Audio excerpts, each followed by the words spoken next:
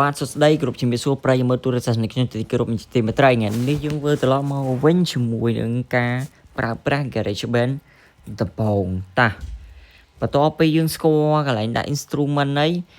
ចុះគេសំណួរគេសួរខ្ញុំមកថាถ้าបើយើងចង់ add ភ្លេងឧបករណ៍ភ្លេងតើយើងត្រូវធ្វើនេះមិនដាច់យើងអាចលុបអានេះចេញសិនបានយើងចូលមកនេះឃើញទេវាមានតារាមអញ្ចឹងខ្ញុំចង់ add តារាមខ្ញុំចុចលើតារាមពឹបហើយយើងទៅលើទៅផ្ទាំងនេះមកពឹបមកយើងអាចបង្កើតជាមួយ instrument drum បានហើយមួយហើយយើងបូកទៀតយើងបូក channel យើងចុចលើ channel បន្ទាប់មកយើងបើកបានទៅលើ channel មួយទៀតហើយយើងបូកជាមួយគេទៀត guitar bass យើងបន guitar bass មួយទៀតប៉ុន្តែបើជាវីដេអូខ្ញុំអត់ផ្ដោតទៅលើការបង្ហាត់ជាមួយទៅការបង្កើតភ្លេងអីទេដោយសារតែខ្ញុំផ្ដោតទៅលើការមិចសលេងច្រើនជាងប៉ុន្តែខ្ញុំឲ្យអ្នកគ្នាស្គាល់មួយអស់សិនមុននឹងយើងធ្វើការនៅលើវាបានអូខេបន្តមក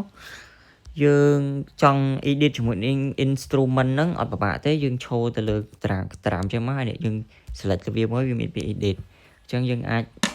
គូវាបានហើយនេះឃើញគូបានហើយអញ្ចឹងគ្រប់ plugin ទាំងអស់យើងអាចធ្វើបានដូចគ្នាទាំងអស់តែម្ដងណានេះ